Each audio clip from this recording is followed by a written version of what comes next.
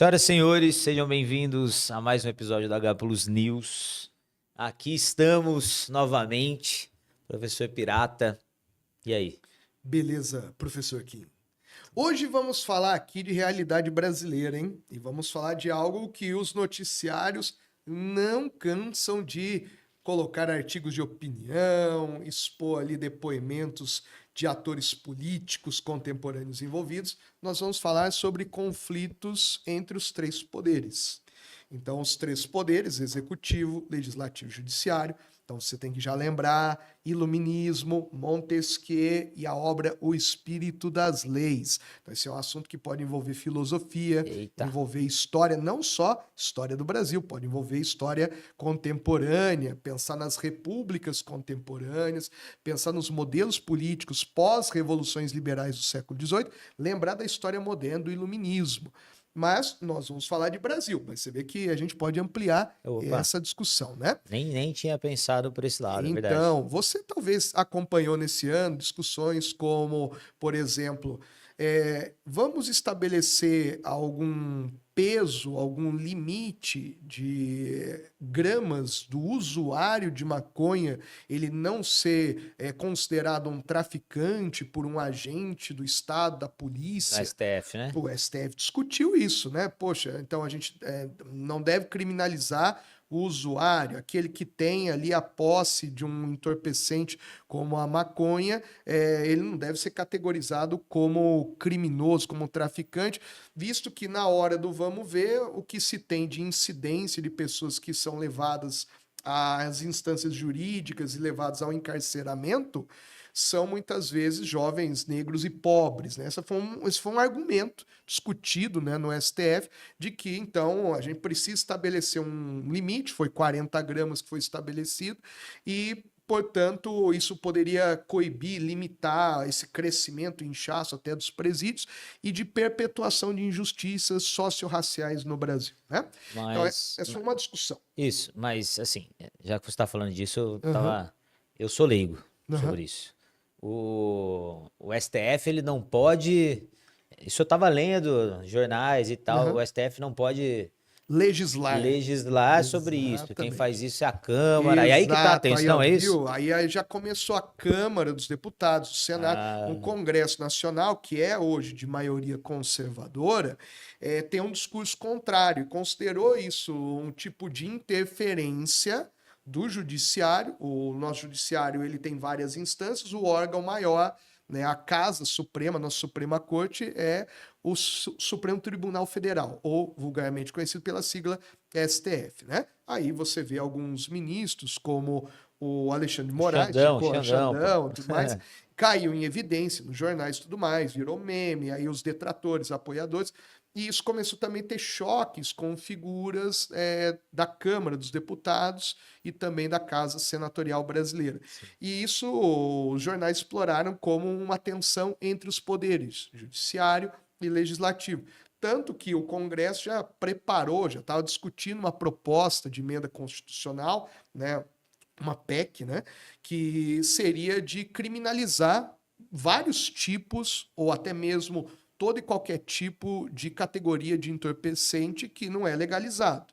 O produto farmacêutico é uma coisa, tudo aquilo que não está como medicamento seria catalogado como potencial Totalmente na criminoso, né? contramão, então. Exatamente. Então, Ah, vamos dizer assim, se o STF está entendendo que ter 40 gramas de maconha não caracteriza um problema criminal, né, para o usuário, para o Congresso, esse setor mais conservador, haveria um outro caminho. A gente deveria crime, criminalizar cadeia. geral, né? Exatamente, estabelecer penas duras, rígidas, o rigor da lei deveria ser mais intenso. Então você vê aqui dois entendimentos de uma discussão, claro que tem desdobramentos, não quer dizer que o STF está querendo legislar a respeito de liberalização de todas as drogas, era uma questão específica que estava sendo discutida, mas isso acabou abrindo este leque de possibilidades. Então esse é um exemplo de conflito de esferas de poder do Estado, né? Outro exemplo atualmente você tem uma presidência que é ligada ao Partido dos Trabalhadores e um Congresso Nacional que é avesso a certas posturas dessa presidência. Então você tem o Congresso, que aprova leis e fiscaliza também a administração do Poder Executivo, muitas vezes se chocando, ou as negociações entre o Poder Executivo, presidente, vice, seus ministros, e o Poder Legislativo, Congresso Nacional. Esse choque, muitas vezes, dificulta uma governabilidade. Daí, muitas vezes, as negociações de verbas, as negociações de cargos, as concessões de um lado do outro, visto que você tem um país que hoje está naquilo que chamaríamos de uma polarização político-ideológica, né? Então, isso dificulta um azeitamento da máquina do Estado para que funcione ao longo ali de 4 anos de governo de maneira regular. Então, imaginemos uma disputa que pode ser de egos, de partidos, ideologias, uma disputa de tensões de lideranças do presidente da Câmara dos Deputados com a presidência da República, né?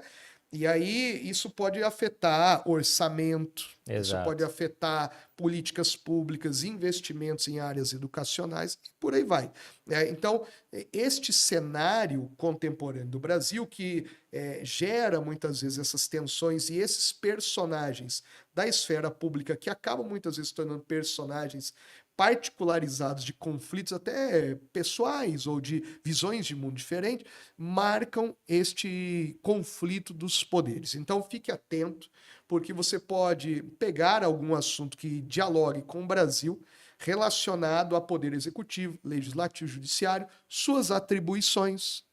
Igual você falou, o STF ele não legisla, mas existem situações também atípicas. O que é uma situação atípica? Não é o normal que este poder faça isso, mas ele tem situações que são previstas e acabar realizando outras atividades que são extra-normativas, extra-padronizadas, vamos dizer assim, né?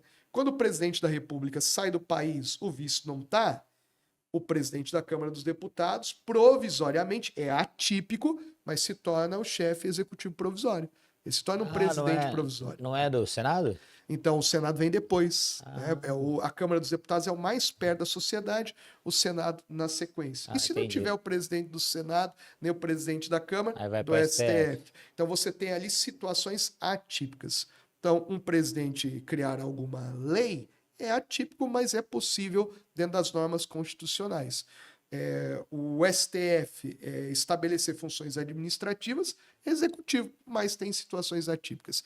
Mas, novamente, a normalidade é que o judiciário cuide da fiscalização das leis, dos julgamentos, penas, sanções e até mesmo reduções de penas e perdão, dependendo do caso, né, na interpretação da lei. O legislativo, a criação de leis, né, a fiscalização, a atualização das mesmas.